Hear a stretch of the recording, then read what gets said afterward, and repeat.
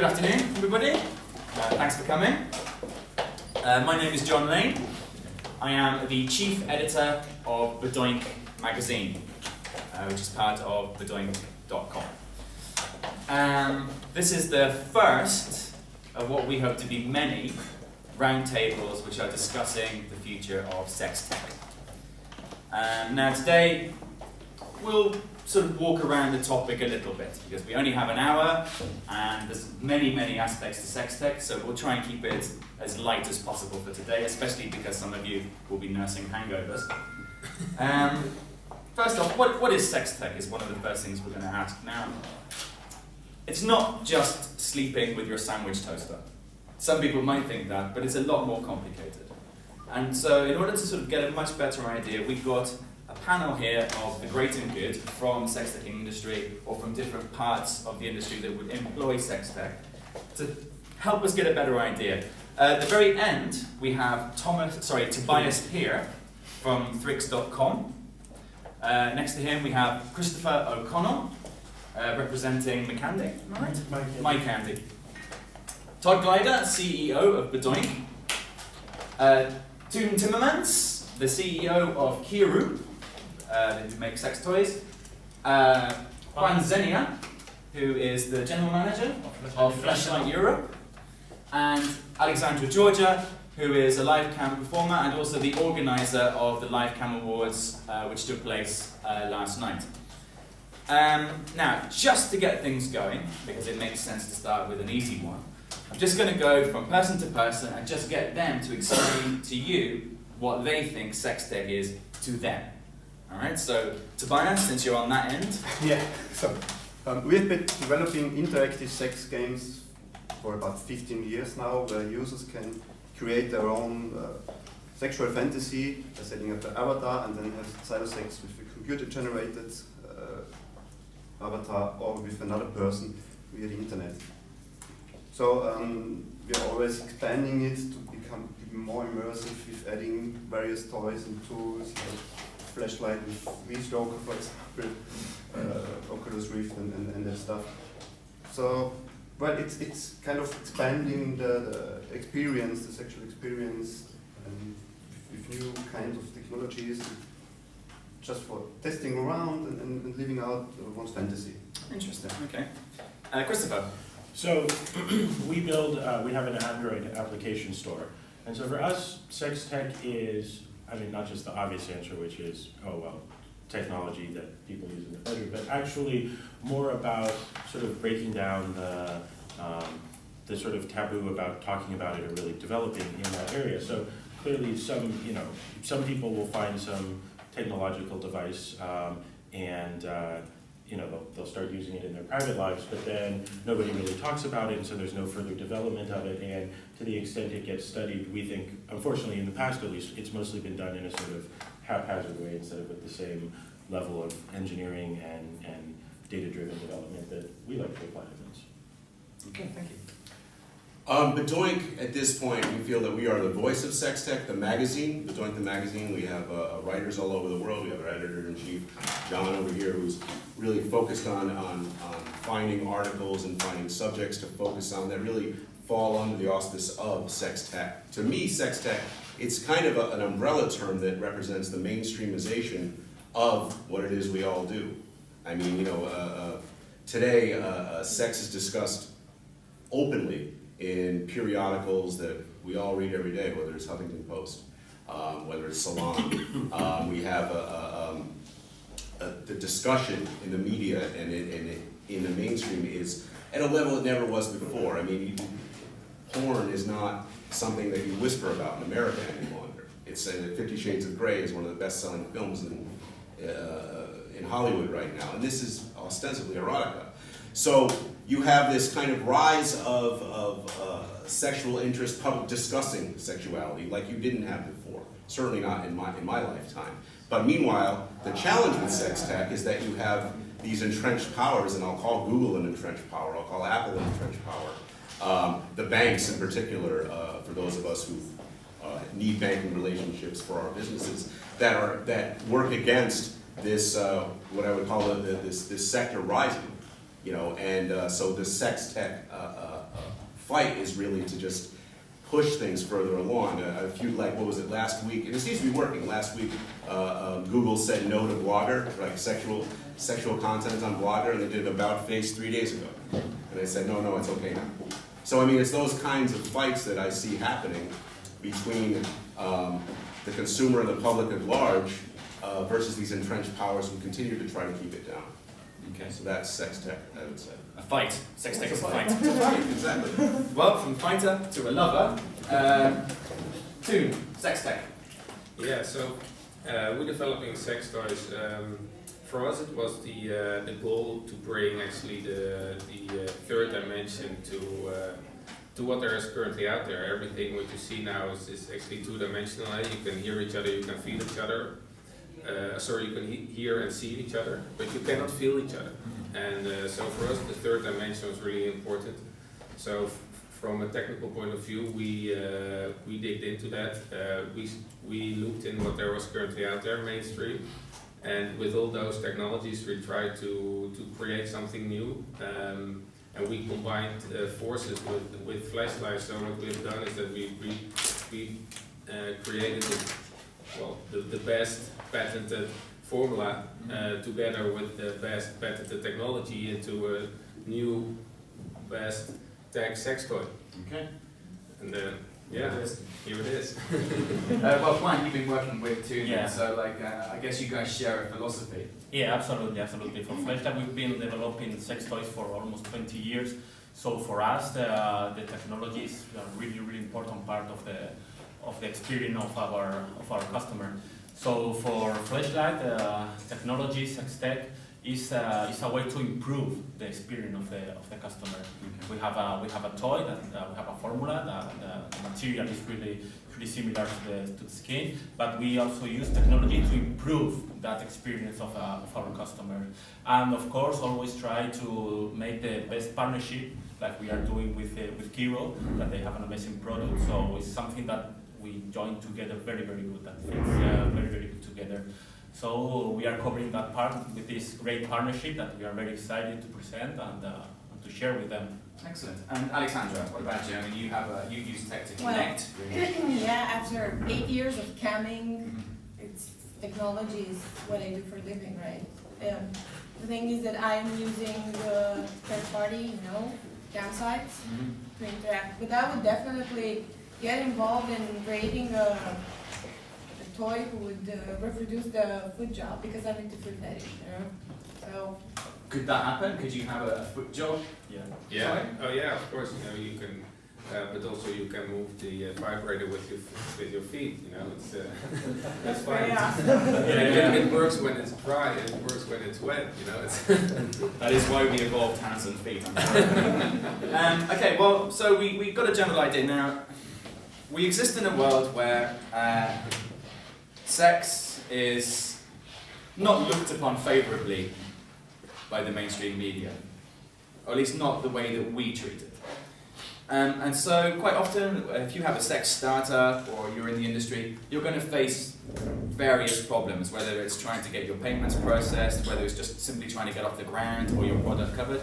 So I'd just like to ask out there first, what kind of problems have you faced trying to get your company going or trying to get your product out there? Christopher. Well, we certainly have had our share of legal brangles with Apple, and we can't distribute on iOS devices right now.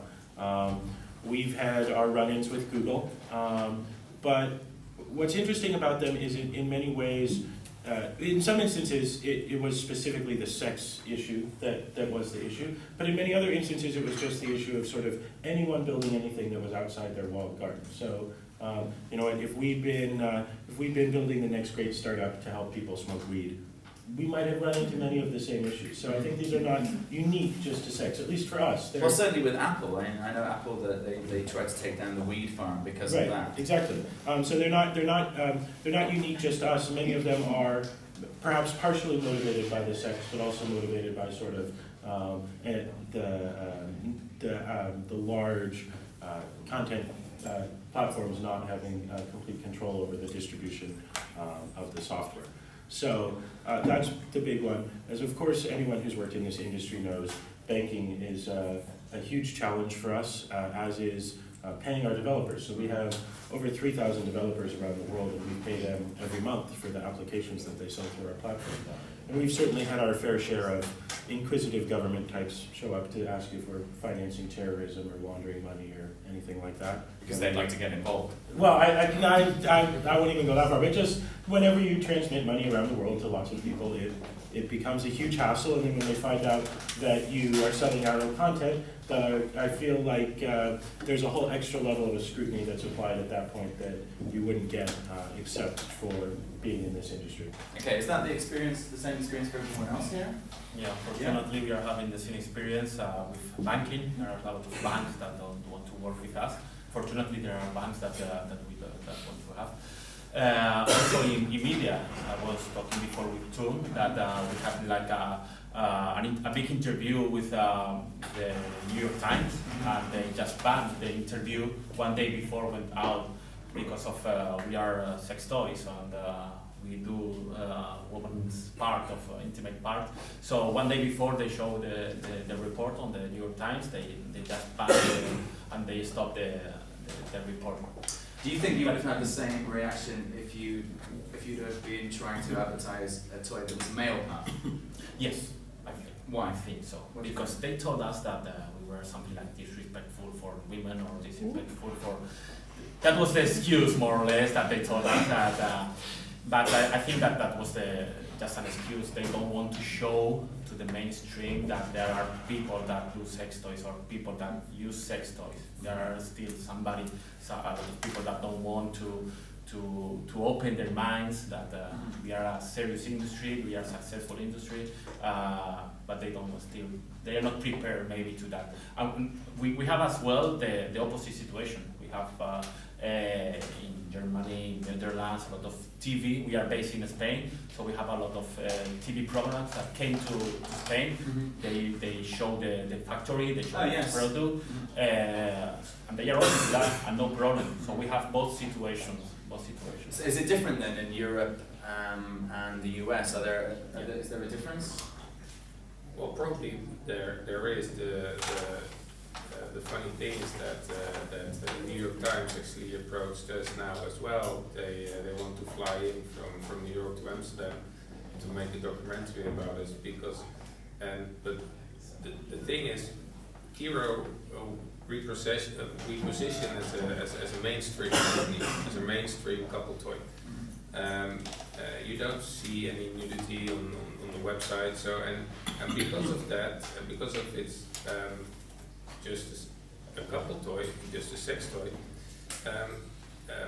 it opens up a lot of discussions and also journalists who want to write about robotics and technology, and that's also how we see ourselves as a technology company, not as an adult company. And I think that helps a lot. It helps with banking, it helps with journalists. So it depends, I guess, how you position it, but in the end, it's still a sex toy. Well, and I think too, if you got New York Times approaching you, they know too that if they want to talk about technology, great. But if it's married to sex, more people are going to read it. Yeah, and a lot more people. It's only good for them, and maybe there's more advertising. Except it's unusual. But when you see it, when you literally see the woman's part as the flashlight, right. then it becomes into a different level. Yeah. Probably then they just write about it. So I'm sure they regret not running that article because Absolutely. the video Yeah. was so viral online. Yeah. Absolutely, yeah. You saw the video of the factory. It was millions of visits. Yep. So it's like a successful video, because you mix both. You mix sex and you mix a successful company. We are in a. Well, I mean, the interesting thing about the documentary was that you were in a factory, and the factory was mass producing vaginas. Yeah. Hook on. And that takes away some of that maybe some of that moral outrage when you see just a plastic product coming off the line. Yeah. And maybe we need to see more of Paradoxically that. stripped of its entire sexuality. Yeah, it's stripped of its sexuality, which is really what a product is when you're making it. It's stripped of its sexuality. It might have that function. Mm-hmm. Alexandra, I mean, do you find that you have difficulties After hearing those guys' stories, my difficulty seems really, pathetic and. Well, I don't know. But they had serious problems, but with camming, the main issue is only if you feel the need to be accepted by the society, which I didn't feel, and I had no problems about it. I had the support of friends and family, and I didn't hide it, like most of cam girls do it. That would be the main issue, because it seemed like, I don't know, you're some kind of prostitute. Okay. It's a rough word, but they see it like this. Okay. And besides, I didn't jump, but the others don't know. I've never undressed on cam, because I was in this fetish niche, and but I never give away, explanations. I didn't tell them, look, I do this, I don't undress. I just told him I'm camming, whatever camming means to you, I assume it. But other girls, might have this issue. This small issue. Well, then maybe like the problem is one of perception. And it seems to be that way. I can speak again to the business aspect of this, is that the dynamic is that on the one hand, sex, tech, porn, it's in the mainstream. So and it's being talked about everywhere. On the other hand, if I tell JP Morgan Chase or any bank in America what business I'm in, they won't let me open a business checking account. And I'm not talking about processing. I'm talking about a checking account for settling transactions. I mean, you can't say it's sex. You can't say it's dating. You can't say any of that stuff. So you have this real dynamic between, on the one hand, you've got the public at large saying, hey, this is fine. I like it. Show me the sex toys. Show me the porn. Show me everything. And you've got the bank saying, no, that doesn't exist, shouldn't exist, we don't want that to represent us. And they get behind, it's AML reasons, it's this, it's that, you might be funding terrorists, what have you. But I mean, it's very detrimental to business. So the other problem is, even when these things can be solved, they incur a significant expense in lawyers and compliance, in paying higher fees to the companies that will do it. And the fact of the matter is, in some sense, our developers, who are one of our two customer bases, one are the customers who buy the apps, the other ones are the customers who publish the apps. They build an app and they can go on an app store, and Google will take 30%, which is a lot, but even some of the other app stores will only take 25%. We have to charge 35%. And so we have to explain to developers, not only is it a somewhat smaller market because users have to affirmatively opt in and there's many countries where we're blocked, but also we have to charge you an extra 5%. And it actually, that 5% doesn't even begin to cover the extra cost that we pay just for credit card processing alone. And that extra charge is purely because it's adult content? Yeah, well, I mean, we wish we didn't charge it. That extra charge for us is purely because that's what our credit card processing rates, and that's all of the extra legal and compliance we need to do in order to pay people. Yeah, I heard Visa, for example, the Visa charge $700 a year if you're dealing with something that has adult content. It's an MCC code. If you are a specific MCC code, every product is a different MCC code. Specific MCC codes, you pay more for Visa registration. Okay. And there's only so many banks that will work with you, particularly in the United States. Yeah. I will say though, not to only bash people who wear belts and suspenders at the same, and I didn't even mean it.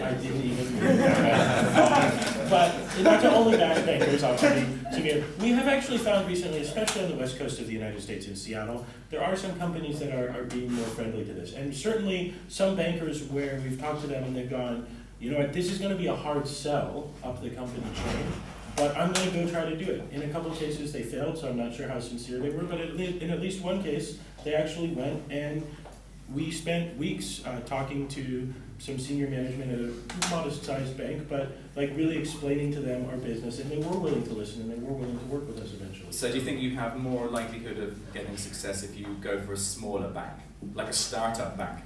Well, no, there's nothing startup about them. They're just not, massive multinational who's on the front page of the Financial Times from the States, but they're still a big bank. But I think it does help to with banking, with regulation, with anything else, as much as possible, to tell our story. We have, all of us up here, a compelling story. We run real companies, and I think all too much of it is a perception. When we first met these people, there seemed to be some shock that we weren't wearing like velour tracksuits and gold chains.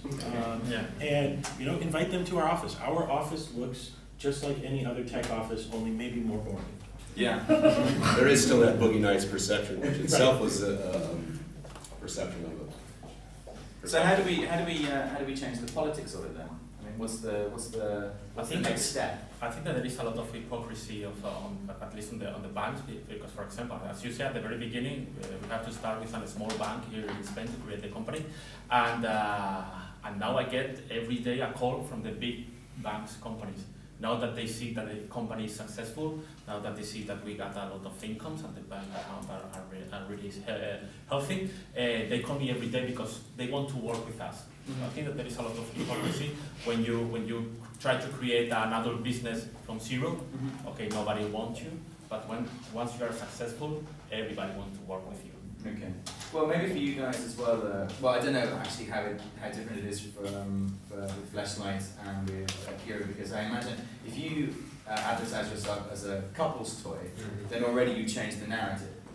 It doesn't. It's something that a couple uses, so therefore it's allowable because a couple, we assume, are in a happily heterosexually married partnership. That Well, when we opened up the bank account for Kira 2 years ago, and I went to my branch manager and I said, well, we're going to start another company again, and okay, let's write down everything. They said, what are you going to do? We're going to develop sex toys. Well, let's put something different. Let's make it the tech stuff or whatever. So yeah, he just he didn't want to. it's the word sex. Yeah. And I think the way to combat it is just to keep making stuff. And again, people in the end generally win. I mean, they do, and you just saw it last week with Google's about face on Blogger. You know, the more people demand it, the more they're going to say, yes, this is okay. Well, the people want it, and you're catering to the people. Well, I think as a newspaper, as media. That makes sense. Except I think people have always wanted sex. But we've been living in an era of censorship for quite a long time now. You were recently in a TechCrunch article, and one of the things that came up was this idea that when things are related to sex, there's a stigma. And quite often, when something is sex-related, we start to make a connection with pornography. And so if you're dealing with SextTech, no matter how innovative your devices are, you still have to get past this thing of sex. So how is SextTech different from porn? How would you get that idea across, you know, like to a politician, to a banker, to an investor? Why is SextTech not porn? Tobias, you look like you're thinking about it. I don't have an idea. No? I think porn falls under it. I mean, I think it's an umbrella term that you can put your typical porn video that's 23 minutes long that is just your typical scene under sex tech, but I think it's much more than that. And I think it's sex tech is really, from a political point of view, it's a talking point. It's saying that this is not porn. This is a marriage of sex and technology. This is something that the public at large wants, is talking about, is reading about. It's part of the conversation. And I think you know, if you are the bank or if you are Google or anybody else who pulls any strings, you have to be aware that, you know, it's not that dirty. You know, this is just another entertainment product. It's just like watching football.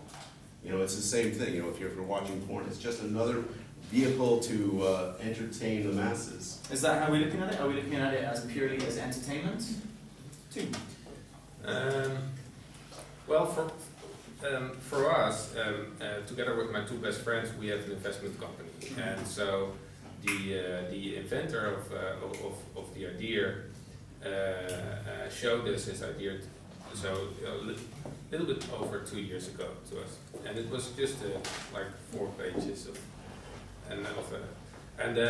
so we asked ourselves, okay, do we think it's normal to visit a sex store and buy, together with my girlfriend, and buy some sex toys and have a nice weekend? And for us, it was like, yeah, right, that's normal. Okay, but if it's normal, don't hesitate to invest in a company like this. So, and then 1 year later, or actually half a year later, we took over the operation as well, and then it was like, okay, Toon, but now you are the face of the company.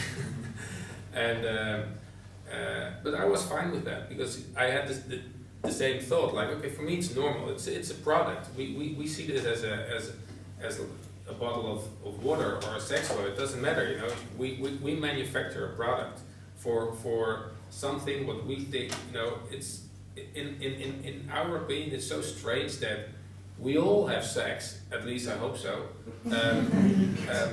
But for some reason, it's strange to talk about it. Yes. Right, and or to create a product what can help a lot of people who can't be intimate because they are traveling that much, or for whatever reason, and we just facilitate. You know, we facilitate with games, with apps, with a platform, with a magazine, with toys, or whatever. You know, it's so.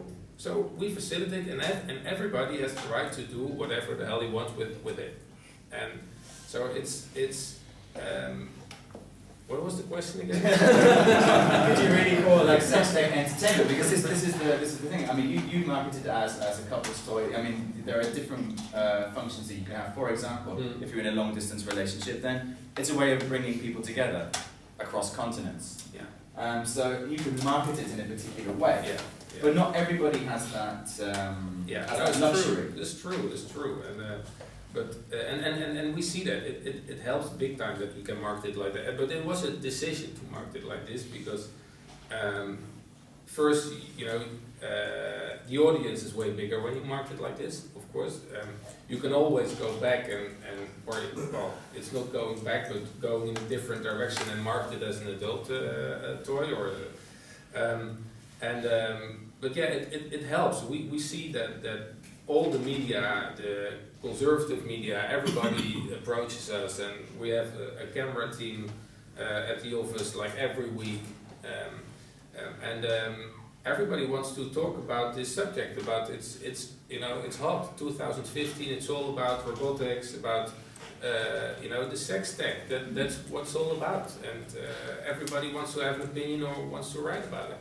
Is it easier or more difficult to market SextTech towards women? In my opinion, it's easier. In our experience, women are so more open to talk about sex toys. Okay. When we show it to women, or you know, one of my companies before us, we still have it, but it's a calendar technology.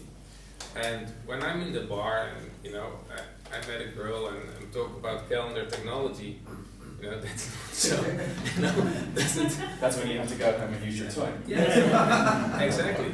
And when I'm talking about this now, they are so open to it, and they say immediately, oh, I had a long distance relation once, I want to use this, I want to try it out. And when I tell it to a guy, he said, okay, but sex toys, and the thing is, you know, Fleshlight proved that guys are all into sex toys, right?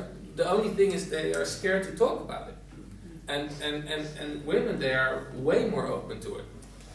Yeah, this is actually one of the points I had, one of the questions I have down, and I wanted to talk to you about. Because it must have been quite difficult at the very beginning, thinking, okay, let's make sex toys for men. For men, yeah. Since the very beginning, sex toys have been related with women. Yes. Because it's easier to do a sex toy for a woman. So in 1997, Mr. Sitges created the Fleshlight, and he saw that there's a huge market of guys that also masturbate. So he created a device to improve that experience. So he opened a market of masturbators for men.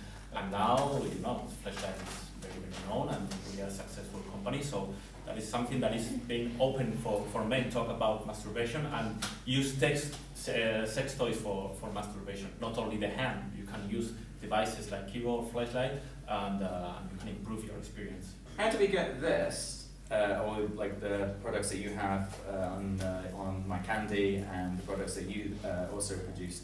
How do we get those advertised on television? How do we get those into the mainstream? When do we see the Christmas advertisement with one of these? Where do we see the Christmas advertisement with someone on their phone going, let's have sex with this tonight? So How do we make that happen?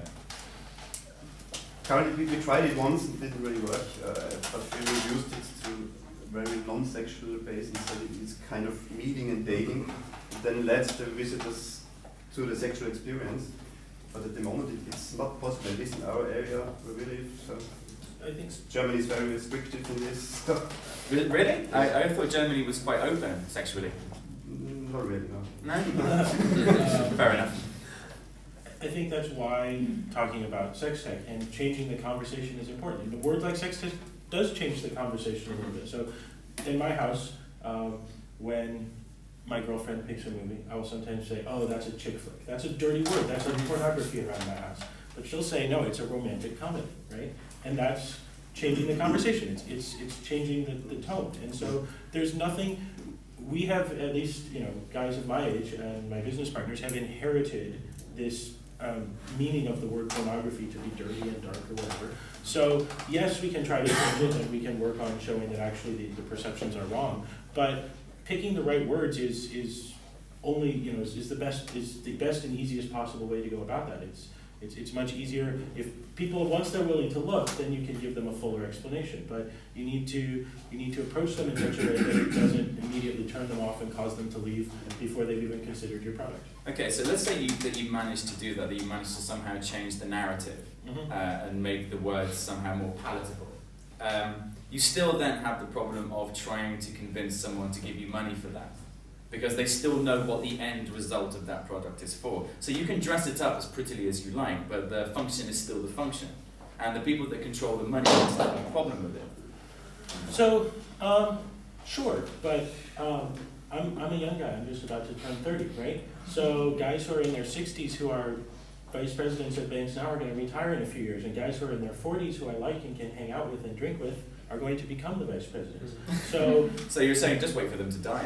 Well, no, I don't mean it in such a way. But it's said about scientific theories that it takes about one generation for really hardly established quote unquote group wisdom to really disappear, because the people who hold on to it so tightly are never really going to change their opinion. So you just have to kind of wait until they're not in a position of authority anymore. And as we grow, teach all of our peers and other people that we have great products and that our customers want them and that they should do business with us.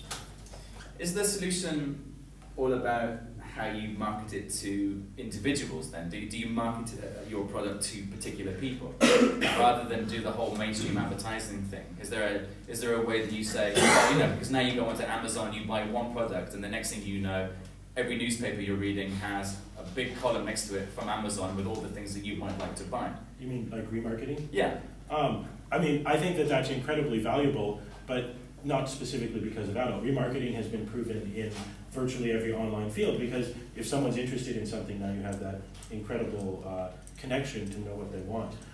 So in some ways, perhaps in adult, though, it's a little bit different. In Amazon, if you buy bacon, you might want to buy different bacon or whatever. And I think you can buy bacon from Amazon now, at least in Seattle. They'll deliver it in little cooler bags. But in the adult industry, people very much have particular desires, and without making any judgment about them, don't necessarily like other kinds of content. So for instance, many people, for good or for bad, are uncomfortable with gay content. And so showing someone who really probably doesn't like gay content a gay clip will end their session immediately. Okay. And so it's important, so we have this phrase like satisfaction on demand. It's one of our engineering principles. And the idea is it's not just like Netflix, where maybe you want to recommend somebody, an 80s action movie with a hero with a bad accent or something. But you actually need to know that as soon as they see the hero with the bad accent, they're immediately going to leave and not come back possibly ever again. And so it's very important for us when we do our recommendations and our targeting, to really try to associate, is this customer mostly looking for straight content or mostly looking for gay content? And what's interesting is the number of customers we've ever seen actually watch both content is minuscule, it's tiny, it's a small fraction of a percent. And there's not necessarily anything wrong with that, people like what they like. But we really try to provide sort of each group with the content that they want, so that they enjoy their experience. Okay, this question might be a little bit. I will say that, just talking about getting into the mainstream, we had the experience recently, we wanted to get a TV commercial out for a new site that we created called travelwithcombat.com. And so we approached a publisher in Chicago who, works on Madison Avenue there, and gets ad spots on television. And it took months and months and months. We finally were able to get a few spots on Dish Network on their Spanish set of channels. And so that just started airing like 2 weeks ago, and that we decided to do it. We knew it would be very small. We knew we wouldn't generate any revenue from it. But we also knew that we probably needed to just start inching the door open. That's one way to get into the mainstream, is just to kind of find a way to just worm your way in, to get a toe through the door, because eventually it opens up. So that's just an example of like how we're doing about it. That is something that we want to do as well with Fleshlight, because we want to reach the mainstream, but we are a sex toy. Okay, but Fleshlight can be used as well as a medical device. You can treat a guy with problems of how do you say in English, premature coming or something like that, and you can treat a problem with a Fleshlight. So you can use it as a medical device.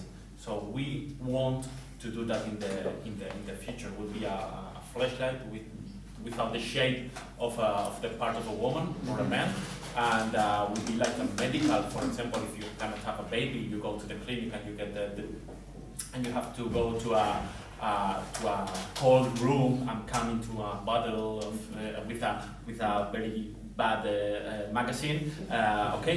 You have a Fleshlight to use it, so you have a better experience coming into the. And I feel more inclined to donate sperm if that would be the case. Yeah, something like that. So we can reach the mainstream that way. Well, what you're doing is you're putting the emphasis more on the tech part than the sex part. The sex part there actually just disappears. Yeah.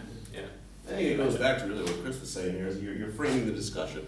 You're framing it, as SextTech, you're saying, okay, hey, this isn't smut, this isn't, the porn that, the mafia was behind in the 70s, This is something totally different. You're changing the frame, and you're framing it in an acceptable way. I was shocked recently, we were talking to a reporter, and I started asking some questions about the involvement of organized crime, if we knew mobsters or whatever. I mean, the closest thing to organized anything that exists in Seattle is like tech industry meetups to go drinking in, try new beers. It's just so shocking to me that anyone would even ask that question. Well, I mean, surely everyone knows that organized crime works in finance. The financial sector is organized crime, right? I mean, no, but they were involved. But it was decades ago. But there's still that perception. The 60s and the 70s. It's like 40 years ago now. Right. Yeah, it's a long time. It's come up in the world. Yeah. Just because I think it's a fun thing. How has 50 Shades of Grey impacted on your industries, like the SextTech industry? Has it had a positive effect? Has it made people open their eyes and suddenly go, you know what? I like whips. Are you finding that people are actually more inclined to buy your products or to go looking? We don't notice any difference yet. We always covered the niches. Within the niches, like various fetishes and BDSM, and they always liked it. But for now, we didn't notice any difference. Okay. I think all in all, it just expands the conversation, and it just makes it more of a mainstream, acceptable discussion. I've been in this industry since 1998. I've been saying the same thing about when people ask me what I do for a living since 1998. What do you do for a living? I usually say, well, I'm a smut peddler. I'd say it in a jokey way. And historically, people were never put off by it. It often ended the conversation, but they were never put off by it. And this is men and women. Today, when I tell people that, men or women, they immediately start telling me what kind of porn they like. And these are people I know, these are strangers. I mean, it happens all the time now. So you just see more and more that this is like no big deal. It's just another entertainment product. you know, this is how I entertain myself sexually when I don't have a partner nearby. And I think it's completely becoming normal to consumers, and I think they're still battling it, whether you want to say the banks are battling it, or Google's battling it, or Apple is battling it. But ultimately, I think the people are going to win because, you know, it's no big deal now. 50 Shades of Grey is everywhere. My mother, who's 75 years old, talks about it. You know, and it's normal. And I think that's what you're seeing now. It's like, you know, if this is #1 at the box office, and I'm assuming it was, right? Wasn't it #1? You know, that really says something about how people are looking at sex differently now. So what we're hoping for then is basically for the people who are slightly above us in terms of being in charge of the money and being in charge of the politics starts to see things the way we do. Well, yeah, they start to see that this is okay. I mean, they're just worried about shareholders getting upset. I mean, they're worried. I mean, I understand why the banks are against this sort of thing. You know, I understand why Google is against it. But ultimately, as the people say, hey, we are mature adults, all of us. You don't need to tell us what we can and can't do. We can make these decisions for ourselves. Hopefully they start seeing that. I think we sincerely agree, and that's why we don't come down on these companies too hard. We don't see it as some sort of dystopian conspiracy to keep us down. It's just that people are uncomfortable about talking about this, and look, this may be our own being uncomfortable. We really don't allow any drug-related content on our platform because we're uncomfortable with that as a company in the United States right now. And maybe we're wrong. I'm sure there's some people who are out there who are rolling one up and who go, why the fuck are these guys all down on us? What the fuck is wrong with them? And maybe we'll change one day. I probably won't, but you know what? In 50 years when I'm old and I don't give a shit anymore, then somebody new will probably come along and have a different opinion. But for you guys, it's like maybe one taboo at a time, right? I mean, you've already got enough problems with the sex. I mean, yeah, there is that as well. You pick your battles, yeah. Well, since it's called the future of SextTech, I think it would be nice just to finish at least this part with just an idea of where you think we're going. I mean, like if the world was an ideal place, what is the future of SextTech? What's it going to look like? How are we going to be dealing with one another sexually? Whether it's about fun, whether it's making love, what's in store for us, Mr. Fleshlight? Mr. Fleshlight. For us, the future is a partnership with the Hero, covering that part, and also use the new technology to get into the Fleshlight. Virtual reality is the future as well. It's maybe 6 months from the Oculus gets out, right, something like that. So we are working already to work with them and how we can join the forces to create a better product for our customers. One thing that we have to take a look is that we have to be really careful with the technology. We don't have to use all the technology because of it's new. Okay, so we have to put it on a sex toy because we are human nature. We have human nature. So. We use the sex toy with a very intimate part of our bodies. So we need to be very careful in what we create that doesn't create like a rejection from the customer. We need to be very smooth and very elegant. Putting the Fleshlight on a sex toy. We have to do it on a soft way, so there is an improvement of the experience, but it's not a rejection because of the sex toy looks creepy or the sound or something like that. I saw sex toys like. I'm not gonna say any name, but you will say, okay, I'm not gonna put my penis inside of that. Absolutely not. So we need to be very careful of what we create, and not everything is okay. Sure, I mean it goes the same. You wouldn't put your penis in any person either, would you? That's right. So you take care a lot of where you put your penis in. So the same for the sex toys. If I create like a machine that sounds very bad or makes some creepy movement, no, I'm not going to do that. Alex, what about you? Do you think that camming in the future will become much more immersive? Do you think Yeah, definitely. I think the virtual sex is the future, and I think the cam sites are a very good market for those stories, because they will make everything even more personal. Even more personal than it already is. Yeah, because of course camming is super personal. Yeah, you have a direct connection between the person and consumer. And that would be, the next step. That's what I see. Would you be interested in using that, or like for example using one of these things as part of why not? Yeah, definitely. Okay. Christopher. So actually, I'm going to disagree with you for a little bit. We think that camming, most of it will become less immersive probably, but more ubiquitous. So we think actually that sort of live synchronous video where a visitor can see the model and maybe a model can see the visitor is sort of both non-scalable and runs contrary to almost every development in how we communicate. Honestly, we think the future of cams looks a lot more like a Snapchat or a Tinder than it does like a full duplex experience where both people are sort of fully involved in only being part of a single conversation. We think it's something where people are participating in short little chunks of time throughout the day where multiple people are potentially involved in like the same conversation or one model is talking to several people. We really think that's going to be one of the biggest changes in the digital adult industry is that there's going to be a sea change in cams because we see really the rise in mobile. YouPorn has said that 77% of all of their viewers in North America are on mobile devices, and users just. When was the last time you actually had a Skype video call with somebody? For me, I'm not even sure I know where the button is anymore, right?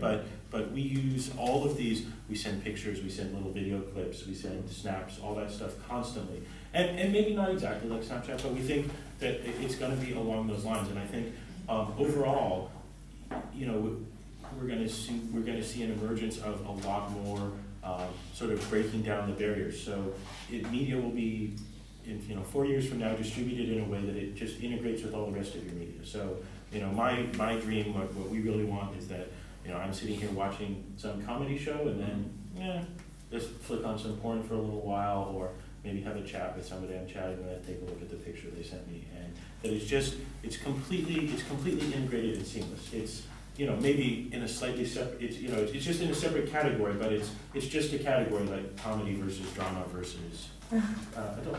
Okay, it's just another choice on the button. Exactly. Tobias. Yeah, I think it can't and it shouldn't take away the personal intimate part, that's what we do, but it can and should expand the experience. They have new ideas and experience new stuff they couldn't think before. And we know of customers who have a kind of intimate experience they're not able to have in real life.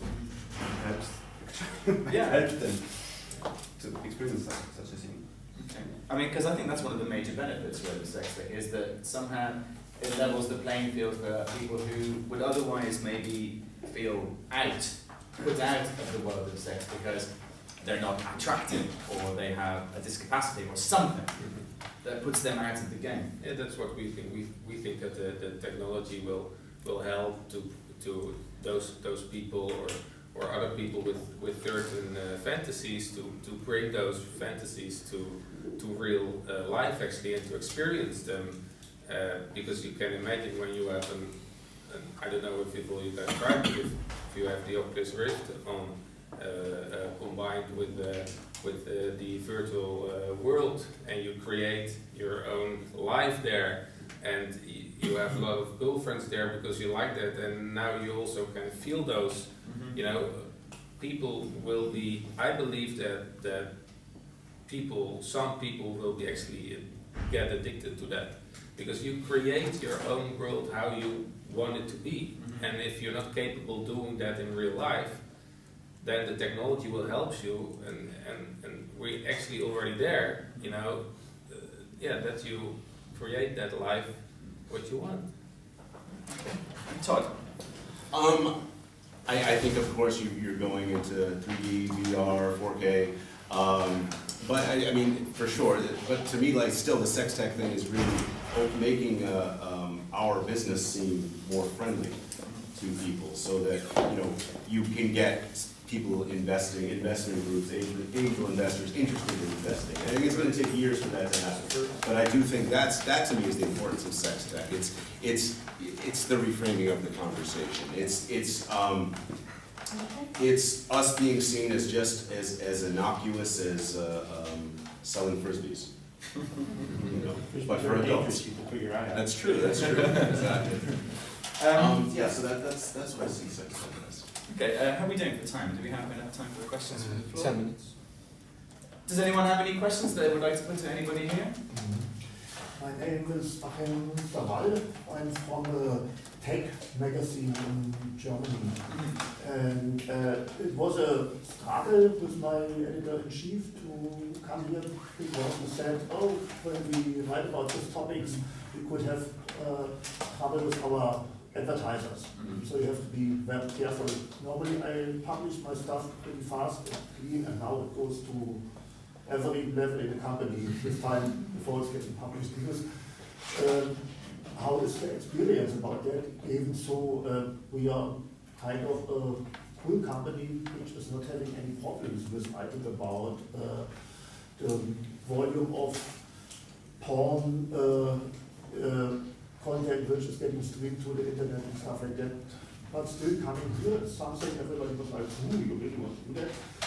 On the other hand, a few weeks ago, Groupon in Germany had a sale of vouchers for Beate Use, this German sex toy and porn company. You paid 30 euro and you got a voucher for 50 euro.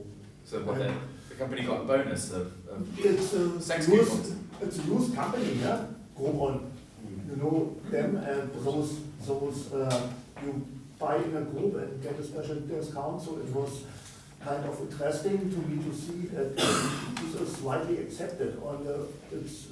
And at the other hand, when you watch German TV stations like ProSieben late at night, the advertising for sex phone calls is quite common. No? It's after 10.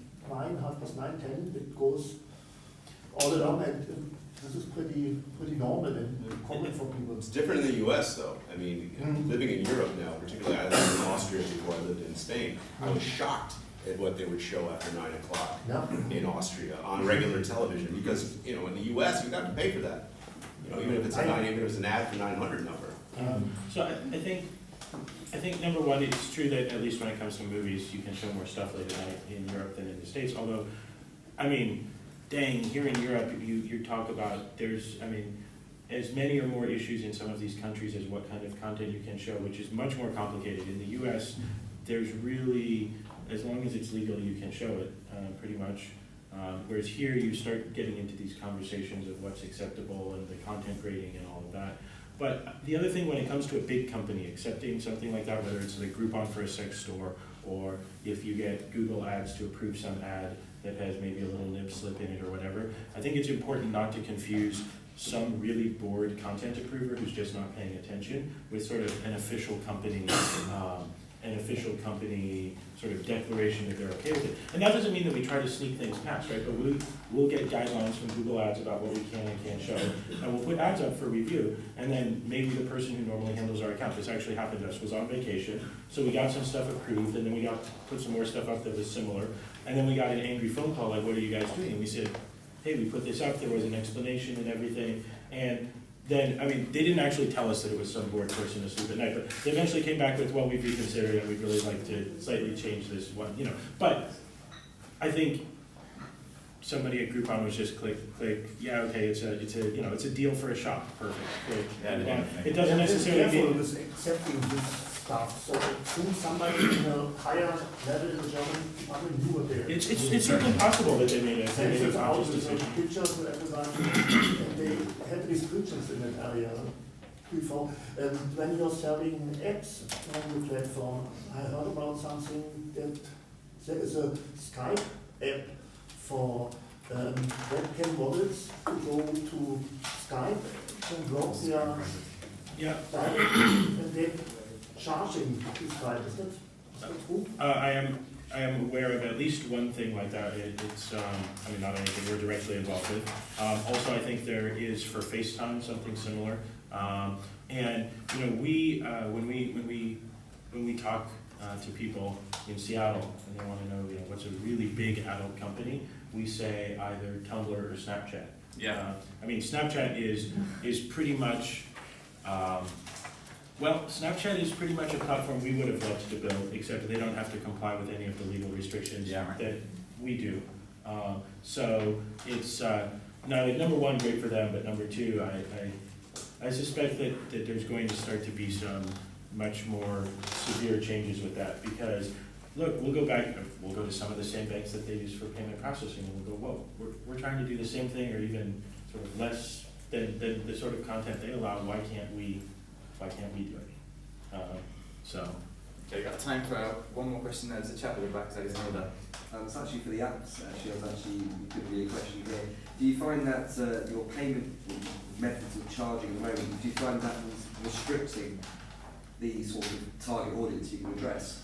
Well, so we would love to do more carrier billing, and there are lots of people here whom you can talk to about doing carrier billing, but I think we're reaching a point where our notoriety works against us a little bit when it comes to some of this stuff.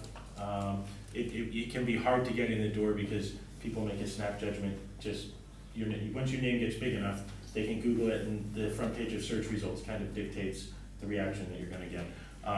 It definitely, payment processing is the hardest thing for us from a standpoint of growing the store. On the other hand, there are, especially in Southeast Asia, a tremendous number of mobile users, and there are a lot more companies who are willing to work with you on various kinds of cross-promotion, or finding a way where you can give the users what they want without actually having to charge them money directly.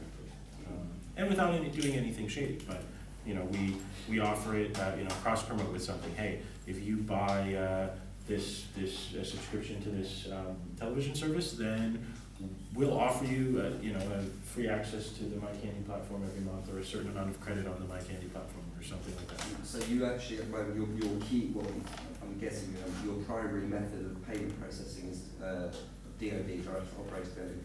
No, our primary method of payment processing is still credit card. Still credit card. Direct or any kind of operator billing is a giant can of worms. Every country's got different Every regulations. country's different. We do a little bit of it. Honestly, we have found that the cost of compliance for us right now, between the cost of compliance, the cost of getting set up, the cost of advertising, the cost of keeping somebody who speaks whatever language we're in now. Operator, they say the carrier will take 40%. What they don't tell you is you'll spend another 30 to 40% just running it. It's very complicated. Yeah, it depends on the country as well, some take more than 40. Well, okay, I think we're wrapping it up. I'd just like to say another thank you to Tobias, Christopher, Todd, to Juan and Alexandra. Thank you all very much for coming. If you have any other questions, I'm sure you can find our contacts and we'll be happy to help them. All being well, if these guys are successful and these guys are successful, the next round table will be taking place in a virtual reality brothel in Amsterdam. Thank you very much.